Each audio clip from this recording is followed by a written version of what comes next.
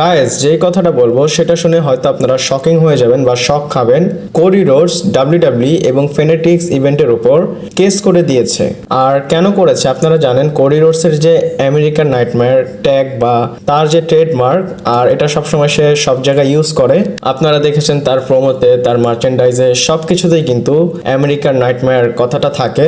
আর এক কথায় কোডি রোডসের গেমে কি হচ্ছে না, আমেরিকান নাইটমেয়ার আর ওয়েসলে নামের একটা ব্যান্ড বা একটা মিউজিক ব্যান্ড, তারা এটার উপর কেস করেছে এবং তারা এটা বলতেছে আমেরিকান নাইটমেয়ার এটা তো আমাদের টার্ম, এবং ডাব্লিউডাব্লিউ কে নোটিস করে লিখেছে যে এটা তোমরা কিভাবে ইউজ করতে পারো। আর আমি বলবো এইটা ডাব্লিউডাব্লিউর জন্য অনেক মেজর একটা জিনিস। আর মেজর কেন, এই জিনিসটা জিততে হবে। যদি এটা না করে তাহলে আমেরিকান নাইটমেয়ার কোডি রোডসের কি হবে। আপনারা জানেন কোডি রোডসের নামে এখন, বা কোডি রোডস এখন ডাব্লিউডাব্লিউ এর টপ অথবা ফেস। আর এই আমেরিকান নাইটমেয়ার নিয়ে কিন্তু আমরা অনেক স্টোরি দেখেছি রোমান রেন্সের সাথেও। আর যদি আমেরিকান নাইটমেয়ারের সাথে আরো কোনো নাম অ্যাড করে যেটার কোনো মিনিং আমরা আসলে বুঝতে পারবো না, সেই জিনিসটা কত উইয়ার্ড হবে একটাবার চিন্তা করে দেখেন। আর কোডি রোডসের নেকে ঘাড়ে কিন্তু ট্যাটু আছে আমেরিকান নাইটমেয়ার লেখা। আর আমি বলি যে এই কেসটা করেছে তার কাছে অ্যাথরিটি আছে কিনা সেটাও আসলে আমি জানি না। আর যদি ডাব্লিউডাব্লিউর কথা বলি, তাদের কাছে টাকার জোর আছে, তারা ইজিলি বা চেষ্টা করে এই ট্রেডমার্কটা তাদের নামে নিয়ে আসবে। আর টুইটারেও কিন্তু হ্যাশট্যাগ ফ্রি কোডি এই জিনিসটা অনেক ট্রেন্ড করতেছে। আর আমি ইউএস এর ফ্যানদের বলতে চাই তারা বোকা, এটা ডাব্লিউডাব্লিউ না, এটা কোর্টের বিষয়। কোর্ট তাদের ট্রেন্ডিং শুনে কোনো কিছু রায় দিয়ে দিবে না। আর ইউজুয়ালি ডাব্লিউডাব্লিউ এরকম কেস জিতে যায়, যেমন জিউসের ইটটা কিন্তু আরেকজনের ট্রেডমার্কে ছিল, সেই জিনিসটা তারা তাদের টাকার জোর দিয়ে নিয়ে এসেছে। আর কোডি রোডসের বিষয়টা অনেক অদ্ভুত, তাই আপনাদের সাথে শেয়ার করলাম। আর আজকের অনেক আপডেট আছে, চলুন শুরু করা যাক। Hello viewers, welcome to Rachel Bangla BD. প্রথমে বলি রোমান রেন্সকে নিয়ে অনেক ইন্টারেস্টিং জিনিস হয়েছে। আর রোমান রেন্স এবং পল হেমেন রিইউনিয়ন হয়েছে। আর এই জিনিসটা অনেক দিন পর, মানে একদম রেসেলমেনিয়ার পর এই ফার্স্ট টাইম তাদেরকে একসাথে দেখলাম। আর এটা হচ্ছে পাওয়ার প্লেয়ার্স নিউ ইয়র্ক একটা শোতে তারা গিয়েছে। আর এখানে অনেক কিছু হয়েছে, সবকিছু আপনাদের ভেঙে ভেঙে বলবো আমি। আর এটা স্পন্সর হচ্ছে বুমবার। আর আপনারা যদি এই ভিডিওটা, মানে রোমান রেন্সের যে টক শোটা, এটা যদি দেখেন আপনারা ভিতরের অনেক কিছু, মানে ডিপ অনেক কিছু জানতে পারবেন। মানে টেলিভিশনের পিছনে এরা কিভাবে আসলে চলে এবং তাদের বিষয়টা কি। এরপরে রোমান রেন্সকে অনেক কোশ্চেন করা হয় যে নেটফ্লিক্সে যাচ্ছে সেটার বিষয় তোমার আসলে অনুভূতি কি, তুমি এই বিষয়ে কি বলতে চাও। তো রোমান রেন্সের অ্যান্সার খুব সিম্পল ছিল। সে প্রথমে বলে এটা অনেক বড় জিনিস এবং ফ্যানরা অনেক কমপ্লেন করে, বা অনেক লোকরা আছে যে পিজি এরাতে অনেক কিছু হয়, বাট আমি তো পিজি টাইমটাও অনেক বেশি এনজয় করেছি, কারণ এখানে অনেক লিমিটেড রিসোর্স থাকে আর এখানে অনেক চ্যালেঞ্জও থাকে। সেই চ্যালেঞ্জটাকে আমি এনজয় করেছি এবং আমার এই জিনিসটা অনেক পছন্দও হয়েছে। আর আমি বলবো এইভাবে খুলে পিজি এরার বিষয় কেউ কথা বলে না, শুধু রোমান রেন্সকে আমি এই কথাটা বলতে শুনলাম। সে নেটফ্লিক্সের বিষয় বলে এমনটা না যে আমরা নেটফ্লিক্সে যাব এবং অনেক কিছু করে ফেলবো, কারণ আমরা যে ভ্যালু সেট করেছি ডাব্লিউডাব্লিউ তে সেটার উপর একটা না একটা সময় গিয়ে কাজ করতে হবে।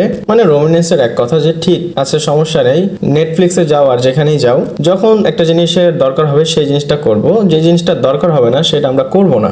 এরপর গাইস আবার রোমান রেন্সকে জিজ্ঞাসা করা হয় এবং তাকে বলা হয় যে আপনি বিগেস্ট বক্স অফিস অ্যাট্রাকশন ছিলেন, এবং এখানে পল হেমেন এই জিনিসটা মেনশনও করে যে রোমান রেন্স সেই লোকটা যে কিনা রেসেলমেনিয়ার পর থেকে সোশ্যাল মিডিয়াতে অফ বা সে অ্যাক্টিভ না, এবং ডাব্লিউডাব্লিউর জন্য সবচেয়ে বেশি ইম্প্যাক্ট যে ক্রিয়েট করেছে সেটা হচ্ছে রোমান রেন্স। আর এই সময় আমি রোমান রেন্সের এক্সপ্রেশন দেখছিলাম, আমার কাছে একদম ন্যাচারাল লেগেছে। সে নিজেই বিশ্বাস করতে পারছিল না যে আসলে সে এরকম কিছু করেছে কিনা। এক কথায় রোমান রেন্স এই ইন্টারভিউতে অফ দ্য ক্যারেক্টারে ছিল।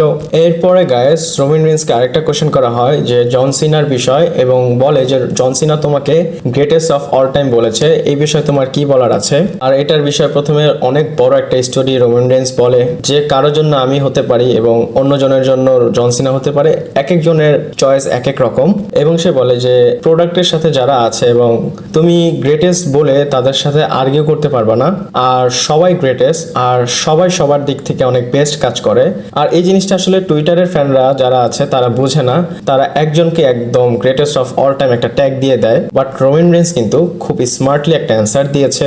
সে নিজেকেও গ্রেটেস্ট বলতেছে না, আবার জন সিনাকেও বলতেছে না, আন্ডারটেকারকেও বলতেছে না, সে এক কথায় সবাইকে গ্রেটেস্ট বলতেছে যারা এই ডাব্লিউডাব্লিউ প্রোডাক্টে আছে। এরপরে রোমান রেন্সের আরো একটা কোশ্চেন করা হয় বেবি ফেস এবং হিল টার্নের বিষয়, যে কোন জিনিসটা বেশি এনজয় করো। আর আমি বলি রোমান রেন্স যদি এখানে হিল হতো তাহলে অবভিয়াসলি সে হিল ক্যারেক্টারের থেকে একটা অ্যান্সার দিত এবং সে নিউট্রাল টোন রেখে অ্যান্সারটা দেয়। সে বলে যদি বিজনেসকে দেখি তাহলে সাকসেস তো আমার হিল ক্যারেক্টার প্লে করে এসেছে, কিন্তু বেবি ফেস ক্যারেক্টার পারফর্ম করা খুব বেশি ইজি, আর সেখানে আসলে কোনো কিছু করতে হয় না, হিল যে আছে সেই সব কিছু করে এবং ফেসকে ওভার করে। এবং সে আরেকটা কথা বলে যে হিল ক্যারেক্টার প্লে করতে যে মজা সেটা অন্য ক্যারেক্টারে আসলে মজা পাওয়া যায় না। আর এই কথাটা সে কেন বলেছে আপনারা জানেন, এখানে অনেক উল্টাপাল্টা কথাও বলা যায়, মানে খারাপ যারা ক্যারেক্টার প্লে করে তারা তো কত কিছুই বলে।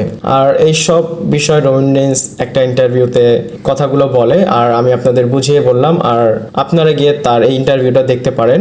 এটা 20 মিনিটের কাছাকাছি ছিল, আমি শর্টকাটে আপনাদের বললাম। এরপর গাইস মানডে নাইট র যেটা হবে সেখানে বড় একটা অ্যানাউন্সমেন্ট হয়ে গিয়েছে এবং ব্র্যাড হার্ট এই রতে আসবে, আর এটা out of nowhere W W announce করেছে।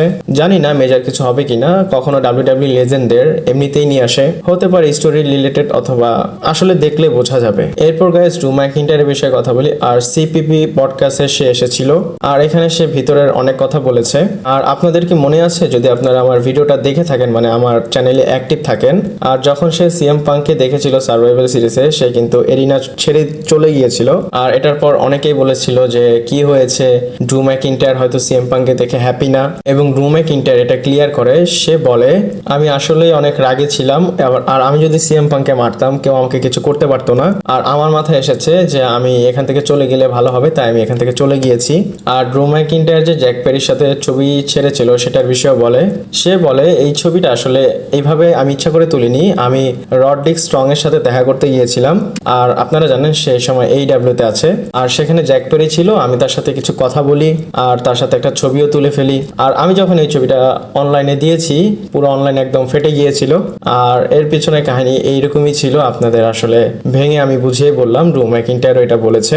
এরপর গাইস 25 সেপ্টেম্বরে ভিন্স ম্যাকম্যানের যে ডকুমেন্টারি আসবে নেটফ্লিক্সে সেটা ট্রেলার বের হয়েছে, বা আপনারা টিজারও বলতে পারেন। আর এইটা দেখে মানে ট্রেলারটা দেখে আমার মনে হলো যে এই ডকুমেন্টারি একদম নেক্সট লেভেলের হবে। আর এইখানে ক্রিস ব্যানবাগেও ফিচার্স করা হয়েছে। আপনারা জানেন কিনা জানি না, আমি বলে দিই ডাব্লিউডাব্লিউ কখনো ক্রিস ব্যানবাগকে মেনশন করেনি, তাকে ব্যান করে দিয়েছিল। আর এখানে অবশ্যই ভিন্স ম্যাকম্যানের রাইজ এবং ফল দেখানো হবে, কারণ আমি টিজারটা দেখে বুঝতে পেরেছি। আর এই ডকুমেন্টারি কিন্তু আজকে না, এটা 2018 শেষে 19 শুরুর দিক থেকে তারা বানানো শুরু করেছে। আর সেই সময় কিন্তু ভিন্সের উপর এলিগেশন ছিল না এমনটা, এখন যেটা আছে বা যেটার জন্য সে ডাব্লিউডাব্লিউ ছেড়ে দিয়েছে, তো তার বিষয়ে যেহেতু মামলা হয়েছে বা অনেক কাহিনী হয়েছে, এটার বিষয়ে PW ইনসাইডার বলে এই নেটফ্লিক্সে যে এই ডকুমেন্টারির যে ফাইনাল ভার্সন সেটা আসলে চেঞ্জ হয়েছে, আর এখানে ভিন্স ম্যাকম্যান কিচ্ছু করতে পারবে না তার রিয়েল লাইফে, এবং সে যে কাণ্ড কারখানাগুলো করেছে সবকিছু আসলে তুলে ধরা হবে। আর এখানে কিন্তু অনেক লেজেন্ডরা ইন্টারভিউ দিয়েছে, আর পুরা ভিন্সের ক্যারিয়ারটা এখানে দেখতে পারবেন আপনারা। আর আমার ভিডিওটা আজকে এই পর্যন্তই ছিল, ভালো লাগলে লাইক কমেন্ট শেয়ার সাবস্ক্রাইব করে পাশে থাকবেন। পরবর্তী ভিডিওতে আবার দেখা হচ্ছে।